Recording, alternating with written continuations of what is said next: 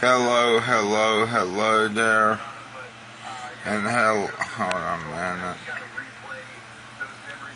Hello, Izzy. Yeah. Wolf, wolf. Wait, what did I do? Wolf, wolf. Yeah, bark, bark, bark. Yeah. I wasn't making fun of you, Izzy. Okay, maybe I was, but still.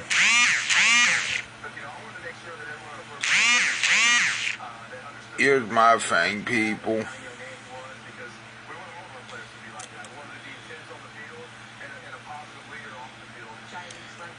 I think I need to tell you some food news, but I don't know what food news is out there. I guess I could show you some of them.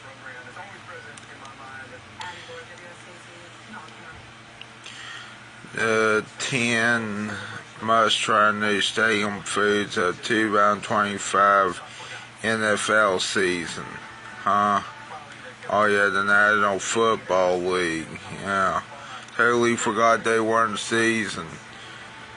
Actually, I didn't forget, but still, I don't normally watch football though, so there's that, you know. Well, let's look at it. Hey, look, I think FOODBEAST has a new color scheme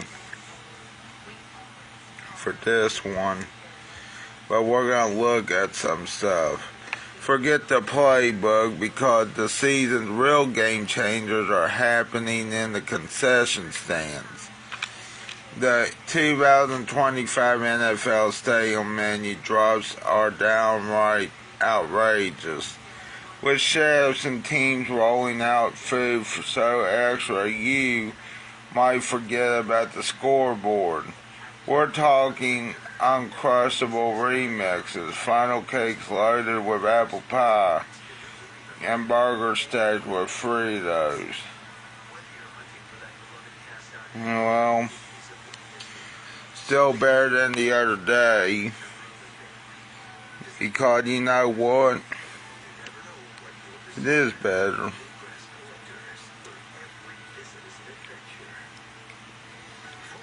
Hello there, Izzy again. Yeah. What did he do?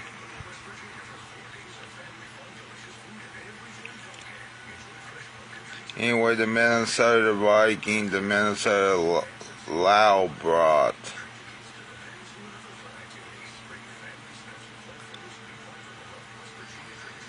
I brought Turn Global Spicy Lao Sauce, which I think is like the Laos, the country, I think.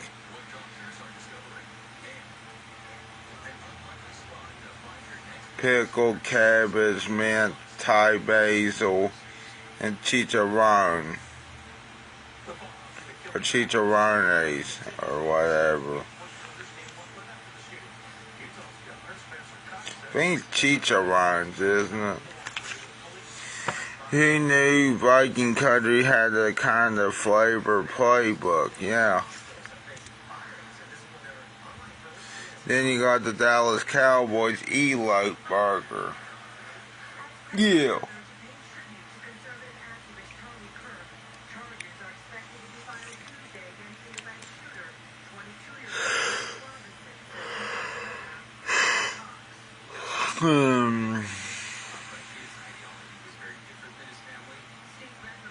I'm so tired of this world, but also I'm not tired of food yet.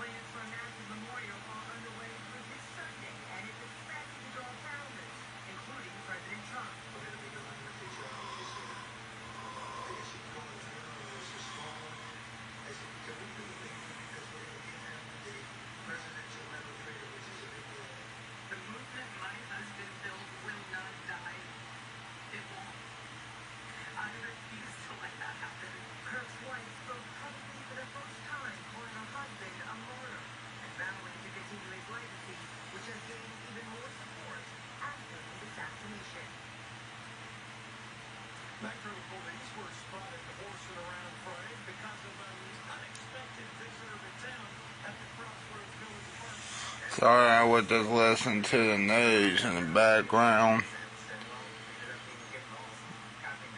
Sorry about that. Anyway, they were talking about Charlie Kirk, and I don't want to talk about that.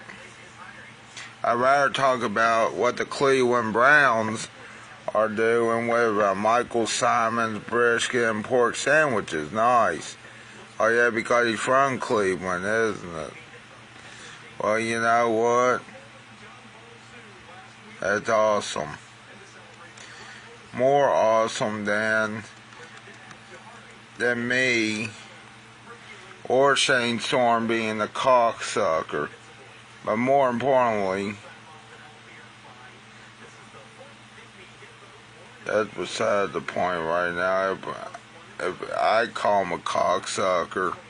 But yeah, if he called me a cocksucker, it's beside the point too. Because no one really fucking cares any fucking more. And it doesn't really fucking matter if you're gay or not.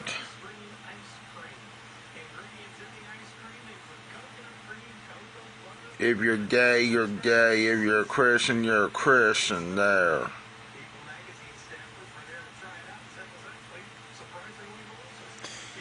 But here's the thing where the problem comes in. When you say you're a Christian, but yet you act fucking gay. That's where the problem comes in. It's National Double Cheeseburger Day, huh? That doesn't excite me. I want a cheeseburger, not a double.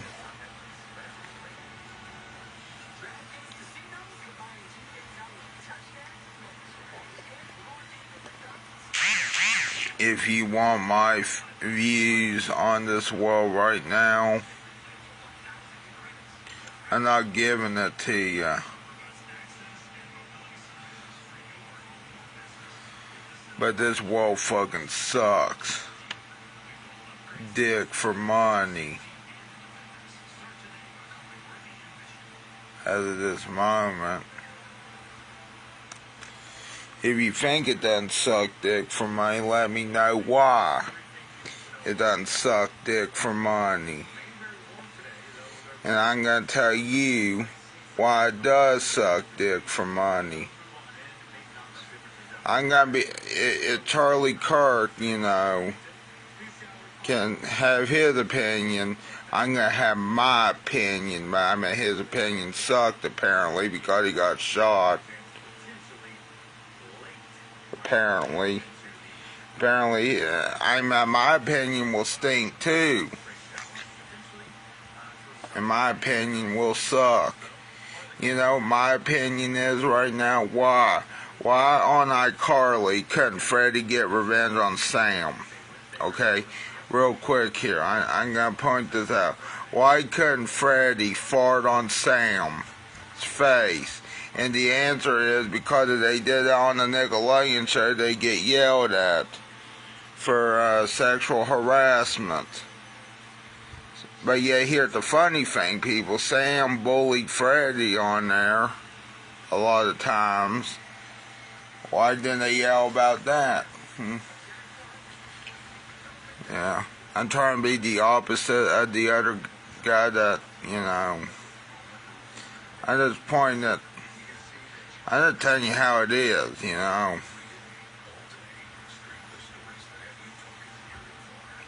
I'm telling you how I think,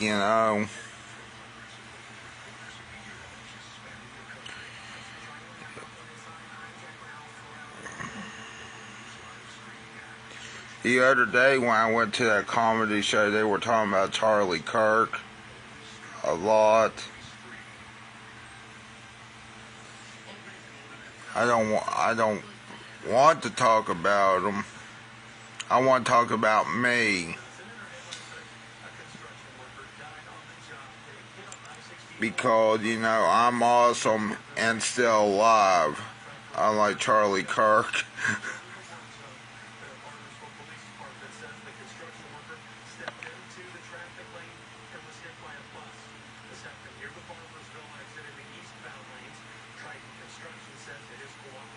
I don't care if you unfriend me or not over me saying that I'm awesome and still alive, unlike Charlie Kirk, but I really don't care at this point.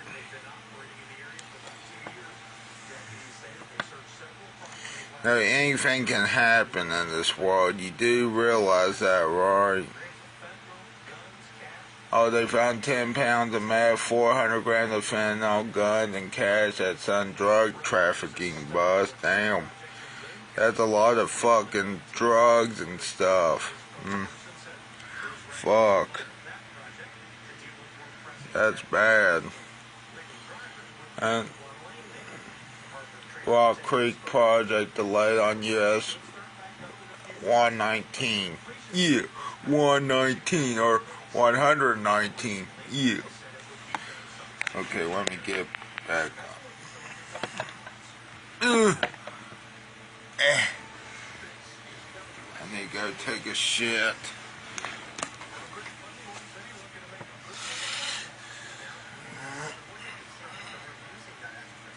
Flood wall concerns, huh?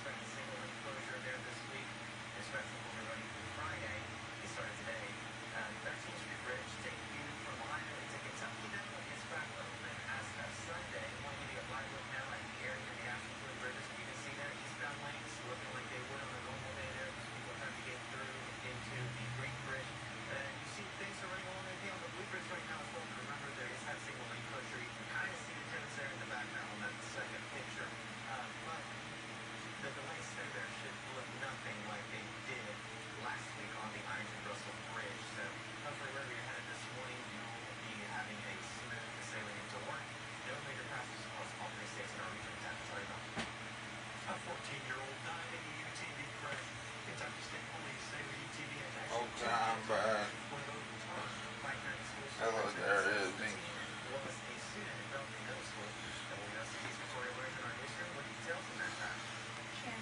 The Pike County School District is grieving the loss of one of their own. Kentucky State Police say that a 14-year-old died after a UTV overturned, and investigators say that there were 2 juveniles in that UTV at the time, and the 14-year-old was a passenger. And this happened on Friday night on an off-road trail near Penson Fork Road, and the 14-year-old was pronounced dead at the scene by the Pike County Coroner's Office, and the other juvenile was taken to the hospital. Pike County Schools is releasing a statement that says, in part, "It is with deep sadness that I share the news of the passing of one of our students. Our hearts are heavy as we grieve this tremendous loss within our school family. On behalf of the Pike County School District, we extend our heartfelt condolences to the student's family, friends, classmates, and teachers during this difficult time." And the district is asking the community to keep the family and their thoughts in prayers. And Shannon, the district says that there will be additional counseling at Belfry Middle School for students and staff who may need some extra support. All right, Victoria, thanks so much. A contractor killed in a work zone crash early on Saturday. The Department of Transportation says this contractor was working for Triton Construction. WSAZ's Ariana Mintz has our report. A construction worker has died after being hit by a bus early Saturday morning. The Barbersville Police Department says the construction worker stepped into the traffic lane and was struck by a bus. This happened near mile marker 17 near the Barbersville exit on I-64 in the East Valley. Emma Simpkins and Madeline Hayes drive I-64 often. Heartbroken, there's been another death on the road. It was just so sad that it happened again. They say driving in the construction zone can be a nerve-wracking experience. It's very scary. It makes me nervous every time I get on at the mall. And I feel like I'm going to get in a wreck every time that I get on there. It makes me very nervous. It's definitely difficult getting on there, and people are not slowing down to the speed that they should be in order for people to get on the interstates. Simpkins and Hayes hoping people will be cautious in the work zones. I mean, we all see people out there around us. Hold on, I'll be right back again. Yes. The Barbersville Volunteer Fire Department says they provided Barbersville. investigation and assisted another crew on the eastbound on-ramp to help keep traffic flowing Saturday morning. Ariana Mintz, WSAZ, Cabell County. Triton Construction also released a statement saying, safety is our top priority. We are cooperating fully with authorities and the West Virginia DOH as they investigate the circumstances of this incident. Out of respect for the ongoing investigation and the family's privacy, we will not be providing additional details at this time. A body found in Gallia County has been identified as a woman reported missing nearly 2 weeks ago. The Gallia County Sheriff's Office says Katarina Mooney's body was found in a wooded area on Gallia Street in the village of Crown City. Deputies are asking anyone who saw her over the past few months to get a hold of investigators. This is a more recent picture of her. Deputies say at the time of her disappearance, she had actually got her hair. Hello there, Wesley. How you doing? Okay, I'm back. Sorry that it took me a while. Earlier I was talking about, since it was on the news, I was talking about Charlie Kirk. Now, at first, I said and I hate saying this on here, I'm awesome because I'm not dead like him, but I'm pretty sure I probably shouldn't have said that. Hello there, Tom. How you doing? Yeah, don't be like Charlie Kirk, okay? What? Maybe that's the point. But yeah, here's another thing though too. Sad things happen in this world, but I guess it could be worse.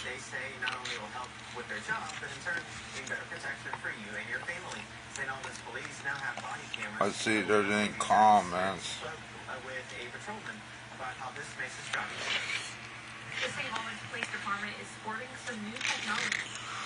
Let me see what else I can find besides Charlie Kirk or something that's the NFL.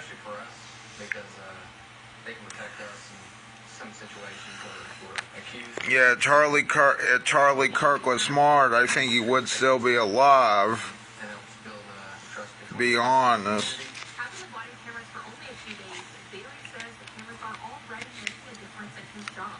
One thing I noticed is going back to reports, stuff like that, we can go back and watch it, make sure everything's accurate. And Police department gets body cams, huh? In St. Albans. Well, they should have had them in the first fucking place. In St. Albans. Yeah. But you should have had them in the first place, St. Albans. Is what I'm trying to say.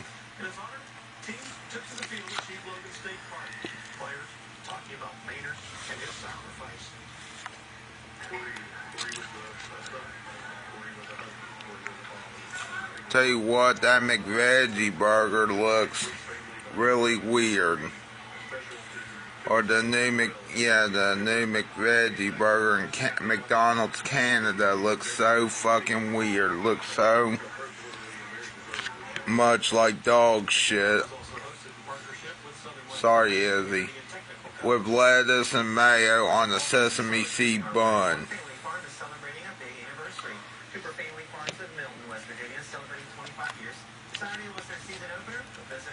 You know why they won't introduce this in the United States? It's because it's a veggie burger. That's why. Hello there, Wesley. How you doing? Yeah, don't end up or be like Charlie Kirk, even though some people are praising them and some of them are not. I guess that's how this world works, though, anymore. I don't know what to say about it, but here's what I will say. I'm awesome because I'm still alive. That's all I'm going to say, but yet, we'll just say that, even though I know I shouldn't be saying that about Charlie Kirk saying that he's not awesome, but, well, if he was saying bad stuff about, what was it, about people, well, there you have it, I guess. He got shot for it. But yet,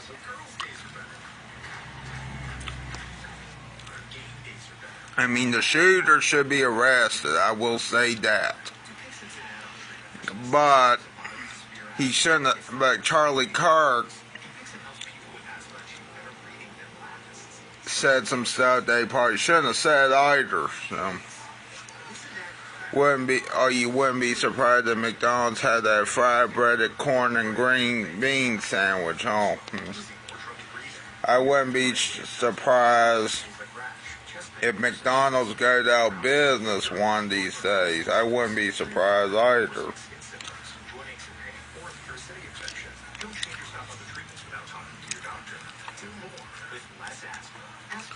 But other than this, Charlie Kirk and other things, you know, I don't want, if I keep talking about Charlie Kirk, then something's wrong. Apparently with me, especially if I talk bad about him for some reason. I'm not talking bad about him, not yet. But from what I heard, he was talking bad things about other people. And he was, I hate to say this, too far on the, I think it was too far on the right. Your screen is dirty. Yeah, I know.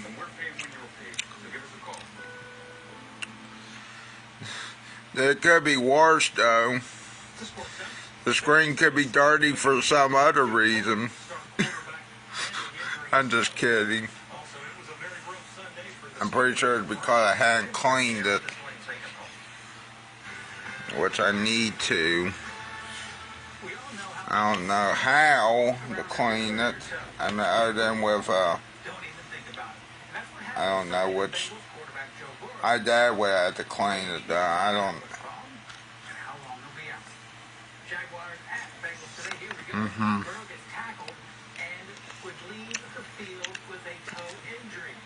That burrito, I mean, from yesterday, leftovers, is so good.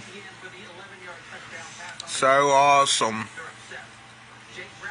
It comes from the tortilla factory, and I can see why they call it the tortilla factory now. Okay, in the meantime, when I get up a YouTube video, you can watch some highlights from sports.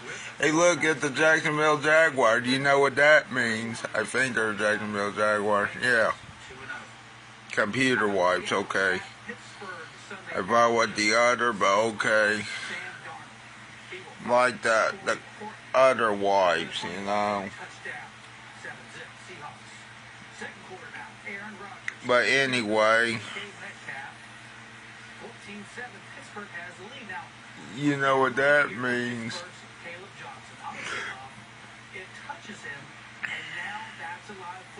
I know eat shit Pitt, but still, Seattle's not even around here either. So, well, good eat shit Pitt, maybe. I don't know. Even though I want to visit Pittsburgh, that guy's gonna be called Baileysburg or Pittsburgh. Yeah. Even though that doesn't make sense.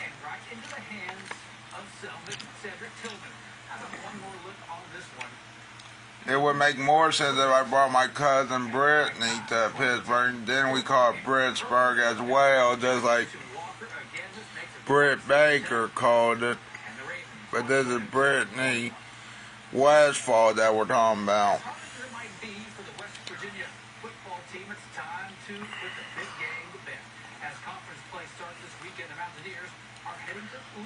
Yeah, Pitt done next Big 12 play. Yeah, eat shit Pitt, maybe.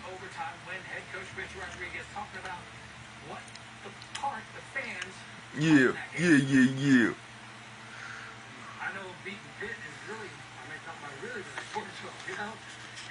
Yeah, eat shit Pitt, yeah. Okay, pick a team you want to beat or who you hate. And maybe you're not supposed to hate, but anyway, you want a little bit of hate. But they'll say Pitt.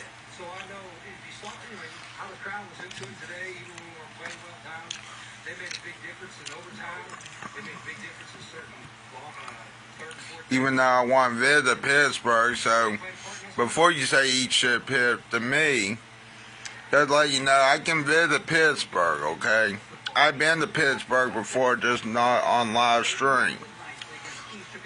It was when I was on the school field trip and didn't have a phone or a cell phone or whatever.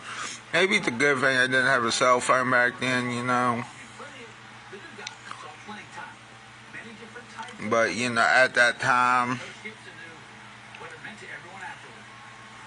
here are the best wipes for electronics, Windex electronics wipes available at Target, okay? Because again, it's been a long 2 weeks for us. That guy looks like an older Randy Orton with hair, more hair on top of him, you know? That's what he kind of reminds me of. I'm sorry, Marshall, head coach. He does he look like Randy Orton a little bit to you? Sunday soccer, Marshall taking on Cal Santa Barbara Coops Family Field. First half, Joshua Schreier. That one looked like one of my other cousins. I don't think you know him. Tristan Fletcher. Maybe. Kind of look like him. I don't think you know them. They don't use your hand. Of course they use their hands, but they use it after. I think that was the goalie. Anyway, I don't know if I'm allowed to film this, but let's put it this way. Those whites work on movie discs that won't play too. Damn, I should have known that a long time ago. Especially with that one Garfield film, Garfield the movie. The live action CGI movie by 20th, well, you know what I'm talking about, 21st century or 20th Century Fox or whatever the fuck it was called. I don't think they're in business anymore, aren't they? But yet Fox and Fox News and Fox something else is still in business. And like I told one of my teachers one time, the reason why Fox News doesn't have something similar to CNN 10, you know, or CNN Student News, is because Fox didn't think. You know, Fox didn't think real well about kids, maybe. Or maybe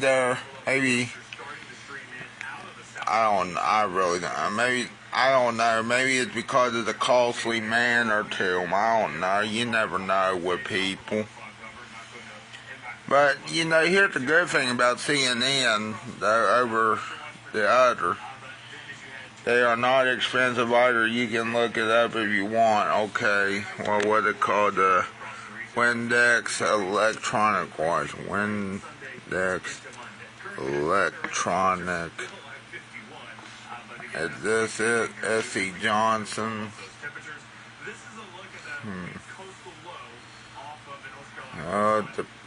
I hope these are it.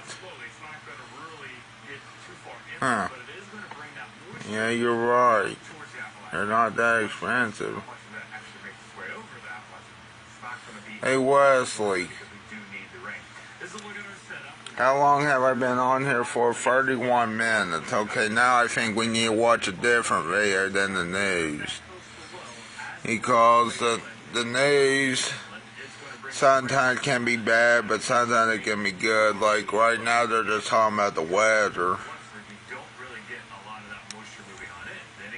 When Red Lobster first opened its doors in 1968, it promised a harbor for seafood lovers. So you'd think their most popular dish would be, well, seafood, if not specifically lobster. But as anyone who's ever sampled from their menu can tell you, the best thing on it is, by far, the Cheddar Bay biscuits. Plenty of places offer you something to chew on while you peruse the menu, like dinner rolls or chips and salsa. But people will travel to Red Lobster just to take a dip in Cheddar Bay. So how did this seafood chain transform into a cheesy bakery which also sells fish? Well, yeah, that needs to be today we're going to cleaned. take a look Hold at why on. Red Lobster's Cheddar Bay biscuits are so good.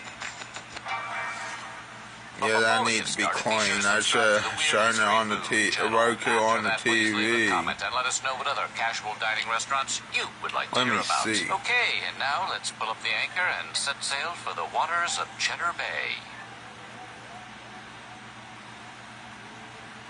The very first Red Lobster opened up in Lakeland, Florida, and it specialized in Remember, Raw, 7 p.m. tonight. I don't have Netflix right now. Also offered fish from places like I guess it won't be happening. Chile, and South Africa. And if that doesn't make your mouth water, the prices will. For example, Unless if I go to their free sites, which I probably shouldn't. Customer's choice of potato or coleslaw cost a mere $2.35. Or how about a You know that's illegal some sirloin places. steak with onion rings, and a customer's choice of potato, coleslaw, or salad, and garlic bread for $2.95. And believe it or not, those are among the most expensive dishes on the whole menu. When it came to appetizers, the earliest Red Lobster menus offered things like a cup of New England clam chowder, Yeah, a dozen oysters clam on a hash roll, chowder. shrimp cocktail, and crab meat cocktail. But there was nary a Cheddar Bay biscuit in sight because they hadn't actually been invented yet. In case you've never actually had one, the Cheddar Bay biscuit is a cheese biscuit with a garlic and herb butter topping, and they were invented in the late 1980s by a culinary genius. Well, maybe Red Lobster wouldn't have these problems.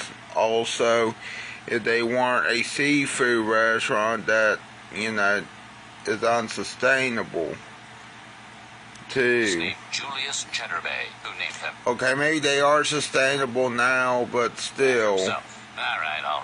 There was no For a Julius while, Cheddar Bay. people In fact, weren't there is no eating Cheddar Bay seafood at because it all. was The expensive, name and was it made still up by is Red Lobster, expensive. Maybe which that's realized why. cheese biscuits had nothing to do with seafood and wanted them to have a moniker that would, in their own words, reflect the seaside atmosphere of Red Lobster restaurants. They were actually created in the late 80s by Kurt Hankins, who was the head of Red Lobster's culinary development team at the time. According to Hankins, Red Lobster Looks had like been that working with one their customers from- on Hush Puppies, but it wasn't really I'm trying to think what book it was. It looked like that one villain from Miss Nelson, you see. And then here, I'll show you what I'm talking about. Viola Swamp, you know. Yeah, here, I'll show you what I'm talking about. Here. I think it was Miss Nelson. Miss Nelson. Shit. Miss Nelson is missing. Yeah, I'll show you what I'm talking about. Yeah, right there. Yeah, right there. Miss Nelson is missing. Yeah, it looked like this one right here. I'll show you one. They use this. Hold on. See, they use the same white collar, but yet they made it different, you see. It's Nelson is missing. Have you ever read that book? Wasn't really taking. Inspired by Texas toast and French bread, he set out to find a replacement. And after a little tinkering in the kitchen, he came up with what was essentially just a traditional biscuit recipe, but with garlic taking the place of sugar and a little cheese thrown in. The rest, as they say, is delicious cheese and garlic history. Cheddar Bay. Given how successful they've become, it's hard to believe that at first Red Lobster treated the Cheddar Bay biscuits as something of an afterthought. According to the company, they quietly made their debut at a restaurant in the Atlanta area in 1988. At that point, they didn't really have a proper name, and they weren't even on the menu. They were just left on trays in the waiting area as a snack for customers who hadn't yet been seated. It's an unusual idea that might not have lasted very long, except the biscuits were a big hit. Customers liked them so much that employees couldn't refill the trays fast enough. Once that became apparent, the chain decided to move the biscuit service to the tables. And as for the people still waiting to be seated, well, they could bring their own biscuits. The biscuits went national just a few months after their Atlanta debut, and quickly began to develop an enthusiastic following. But they weren't Cheddar Bay biscuits yet. When they made their first appearance on the menu in 1991, they were called freshly baked hot cheese garlic bread. As catchy as that name was, somewhere around 1996, Red Lobster decided to rechristen the biscuits in the waters of Cheddar Bay. The biscuits soared in popularity, becoming a favorite of both customers and employees, who are reported to have regularly stolen biscuits fresh out of the oven. Customers, meanwhile, got in the habit of asking for biscuit refills, which the company probably loved, but the employees hated. In the words of rapper Nicki Minaj, who worked at more than her fair share of Red Lobsters prior to blowing up in the music industry, "My pet peeve was when people asked for extra biscuits. Please do not ask for more biscuits, because I will slap you." She means it, too. Word about Red Lobster's delicious biscuits began to spread, and the chain started working to take advantage of their increasing popularity. For example, according to one Red Lobster employee, it became official corporate policy to provide every party with a biscuit for every person at the table, plus one extra. Why the one extra? Well, apparently the company believed it would serve as a conversation starter. They never said exactly what conversation the extra biscuit was meant to start, but you can assume it was a conversation about weapon selection for the ensuing fight over the last biscuit. Pitting family and friends against each other over a biscuit may strike some as needlessly antagonistic, but there's no arguing with the results. Come 2017, Red Lobster would be making over 1 million biscuits a day, and they were still the company's most popular menu item. They're so popular, you don't even need to leave the house to get them. You can also order them for delivery, just like everything else on the menu. The catch is, if you have them delivered, they're not free. These days, a half dozen Cheddar Bay biscuits will cost you around $6.50 on delivery, and even a dozen will run you around $9. Just make sure to tell them there's 12 of you, so they bring you one extra. Now, at this point, many of you may be wondering something like, if Cheddar Bay biscuits are really that good, why give them away for free? After all, they don't hand you a free order of fries just for sitting down in a McDonald's. Although, come to think of it, maybe they should. That being said, getting free food just for showing up at a dining establishment is a pretty familiar practice. For example, it's not at all unusual to sit down at a diner or a fancy restaurant and find a basket of rolls waiting for you on your table. Similarly, Mexican restaurants frequently hand out free chips and salsa like they're going out of style. And even burger chains like Five Guys have been known to give customers free peanuts while they wait. The practice is especially perplexing when you realize that customers who fill up on freebies like bread or chips are then likely to order less food. You know, the kind they actually pay for. So why do restaurants do it? Well, on one hand, it's just an act of good old-fashioned hospitality, and customers typically love that. There's also tradition. Back in the day, most restaurants were located inside taverns, and they only really served one meal a day. That being the case, patrons were given bread to fill their stomachs, ensuring that there would be enough of that one meal to go around. The free bread also acts as something of a distraction. Customers who have nothing to do but sit there with their hunger pangs and wait for food can become impatient, sometimes even becoming a problem for the waitstaff. Give them a free basket of breadsticks, however, and boom, suddenly they're much happier to wait. And if you happen to be a cynic, then you might be inclined to believe there's one more reason restaurants hand out free food. Namely, it increases sales. The saltiness of the chips and salsa they hand out at Mexican restaurants, for example, make customers an easy mark for for additional beverages, especially expensive ones like margaritas and pina coladas. And legend has it that while some white breads, like the kind found in free rolls and breadsticks, can make your blood sugar spike after you've digested it, that in turn can ultimately make you hungrier than you would have been if you skipped it. In other words, if you eat the free bread before the meal, you might wind up more inclined to order a dessert after the meal. There's not really much in the way of science to support this idea, but the theory is widespread enough that it could have inspired some restaurant owners into cranking out some gratis dinner rolls. Whatever the case, free starters are still a big part of the restaurant business. They may not get the recognition of Cheddar Bay biscuits, but other popular food warm-ups include Olive Garden's famous breadsticks, the free rolls at Texas Roadhouse, and the salsa bar at Moe's Southwest Grill. You know that thanks to changing tastes in restaurants, the fallout from the COVID pandemic, and an ill-advised all-you-can-eat snow crab legs deal, the franchise hasn't exactly had the easiest time lately. The company filed for Chapter 11 bankruptcy in May of 2024 and was forced to close down hundreds of locations. It emerged from bankruptcy the following September, but the chain is much smaller than it once was. Nonetheless, people are still gaga for Cheddar Bay biscuits, and Red Lobster is still milking them for all they're worth. In 2019, the company released a home mix for gluten-free Cheddar Bay biscuits, which weren't even available in the restaurants at the time. Then in 2021, they gave consumers their chance to make the original biscuits at home when they introduced their ready-to-bake Cheddar Bay biscuits. The line also included honey butter biscuits and rosemary garlic parmesan biscuits. And while they were all originally exclusive to Walmart, they're now widely available at other retailers as well. And in 2022, Red Lobster expanded their menu to include Cheddar Bay shrimp, which, true to its name, is fried shrimp breaded and seasoned with the same ingredients that are in the biscuits. The biscuits themselves remain the company's most popular item, but according to Red Lobster's chief marketing officer, the shrimp quickly became their number 2. This menu experimentation and the need to generate revenue led Red Lobster to launch their first ever line of frozen entrees soon thereafter, in 2023. Among the offerings were wild-caught cod, breaded with Cheddar Bay biscuit seasoning, and the same Cheddar Bay biscuit shrimp that's become so popular at the restaurants. In 2024, Red Lobster shook the world by announcing it would be changing the Cheddar Bay biscuits into Cheddar Bay breadsticks. It felt like the chain was looking to rival Olive Garden's famous breadsticks, but it all turned out to be an April Fool's Day promotion. They really did make Cheddar Bay breadsticks, but they were only available for a single day at the Red Lobster in New York's Times Square. Long story short, Red Lobster's Cheddar Bay biscuits seem to be more consistently popular than Red Lobster itself. They're so good, it would not be shocking if someday the company decides to drop the lobster shtick entirely and rename itself Cheddar Bay Bakery. Until then, may it be nothing but fair winds and following biscuit mix for the sailors of Cheddar Bay. So what do you think? Are you a fan of Red Lobster's Cheddar Bay biscuits, or are they overrated? Let us know in the comments below, and while you're at it, check out some of these other